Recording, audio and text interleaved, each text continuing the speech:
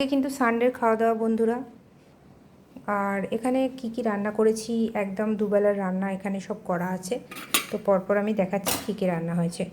তো এখানে কিন্তু আলু আর উচ্ছে দিয়ে আলু উচ্ছে আর কি একটা তরকারি, এটা প্রথম পাতে এটা। আর এদিকে হচ্ছে ছোলার ডাল। ছোলার ডালটা বাড়িতে সব খেতে চেয়েছিল, আপনারা তো দেখেছেন আমার ভিডিওতে। তো এটা কিন্তু একটু পাতলা করে করেছি, কেন গাঢ় করে লুচি তরকারির সাথে মানে লুচি পরোটার সাথে হলে গাঢ় করে, কিন্তু যেহেতু ভাতের সাথে ওরা খাবে তার জন্য। আর এতে কিন্তু নারকেল টারকেল ঘি টি সব কিন্তু দেওয়া আছে। তো এই হচ্ছে রান্না। আর তারপরে এদিকে ডালের সাথে কিন্তু আছে কাঁকরোল ভাজা। কাঁকরোল এখন গরমে উঠেছে, তার জন্য কাঁকরোল ভাজা। আর এদিকে হচ্ছে ডিমের কারি। আর এদিকে হচ্ছে পার্শে মাছের ঝাল, কারণ আপনারা জানেন যে ডিমের কারি মা খায় না। পার্শে মাছের ঝাল আমরাও নেব আজকে।